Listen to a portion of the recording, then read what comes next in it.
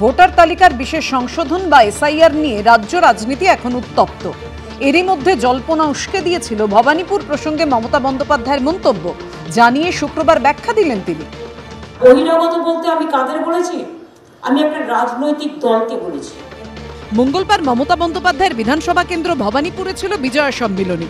সেখানে মুখ্যমন্ত্রীর অডিও বার্তা শোনান ফেরাদ হাকিম। এই অডিও বার্তাতেই মমতা বন্দ্যোপাধ্যায়ের মুখে শোনা যায় বহিরাগত প্রসঙ্গ।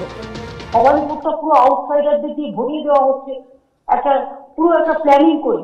আমি আউটসাইডার মানে যারা বেঙ্গলে থাকে আমি তাদের আউটসাইডার বলছিলাম, যারা হঠাৎ করে বাইরে থেকে এসে টাকা খরচ করে জায়গা কিনে বাড়ি তৈরি করে কাউকে কিছু টাকা দিয়ে লোকালি বেরিয়ে চলে যাচ্ছে, এবং তারপরে সেই জায়গাগুলো আদৌ যারা ফ্ল্যাট কিনছে তারা না পাচ্ছে, জল না পাচ্ছে, ড্রেনেজ সিস্টেম না পাচ্ছে ঠিক মতো ব্যবস্থা।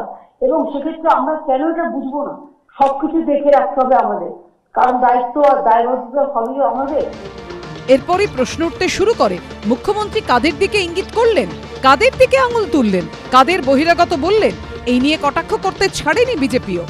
সারা পশ্চিম বাংলার ডেমোগ্রাফিক চিত্রটাকে পাল্টে দিয়েছেন মমতা ব্যানার্জি বাংলাদেশি মুসলমান অনুপ্রবেশকারী আর রোহিঙ্গা মুসলমানদের এনে।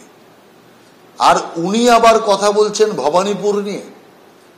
সারা পশ্চিম বাংলার সামগ্রিক চিত্র ধর্মীয় আধারে পরিবর্তন করে দিয়েছে। এই আবহে 3 দিন পর শুক্রবার সেই বহিরাগত মন্তব্যের ব্যাখ্যা দিলেন মমতা বন্দ্যোপাধ্যায়। বহিরাগত বলতে আমি কাদের বলেছি? আমি একটা রাজনৈতিক দলকে বলেছি, যারা বাইরের লোক নিয়ে এসে এখানে আমাদের ভোটারদের নামের পাশে আপনারা দেখেছেন 10টা করে বাইরের লোকের নাম তোলে। ইলেকশনের নাম করে কিছু লোক বহিরাগত চলে আসে, বিভিন্ন হোটেল ভাড়া করে, বিভিন্ন গেস্ট হাউস ভাড়া করে, আর যাদের অনেক টাকা আছে তারা অনেক ফ্ল্যাট কিনে নেয়, সেখানকার বাসিন্দা নেই। দেখুন, মাননীয় মুখ্যমন্ত্রীর বয়স হয়েছে, এটা তো বুঝতে হবে। স্বাভাবিকভাবে ওনার আগে যে হয়তো মেন্টাল স্টেবিলিটি ছিল, আমারও যদিও মনে হয় না কোনো সময় ছিল, এখন সেটা নেই। বরাবরই উনি ভুলভাল বকেছেন। রিসেন্টলি তো পাহাড়ে উনি ম্যানগ্রোভ লাগাবেন এরকমও বিখ্যাত তথ্য দিয়েছেন, নতুন তথ্য। তার জন্য আমি ওনার নাম নোবেল কমিটির কাছে সুপারিশ করবো আগামী দিনে, যদি আমার সুযোগ থাকে সেই সুযোগ। তো উনি বরাবরই এই ধরনের অসংলগ্ন কথাবার্তা বলেন। সেই সঙ্গে দলীয় কাউন্সিলরদেরও দায়িত্ব মনে করিয়ে দেন তৃণমূল নেত্রী। বলুন তো, একজন লোকের যদি নাম এখানেও থাকে আবার আর একটা প্রান্তেও থাকে, তা দুটো নাম তো একটা লোকের দু জায়গায় থাকতে পারে না, যে কোনো একটা নাম থাকতে পারে। এতে তো তার সে চিটিং করছে।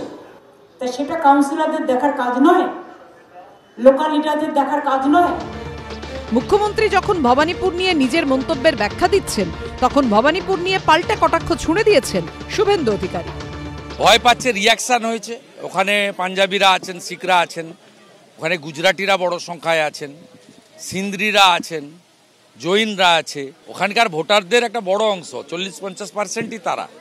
ন্যাচারালি মমতা বন্দ্যোপাধ্যায় ভয় পাচ্ছেন যে এদেরকে আক্রমণ হয়েছে। ওখান থেকে ফিডব্যাক দিচ্ছে ওখানে যারা আছে ওনার লোকজন, বাবলু সিং, কুমার সাহা, এরা সব বলছে সুব্রত বক্সির মাধ্যমে।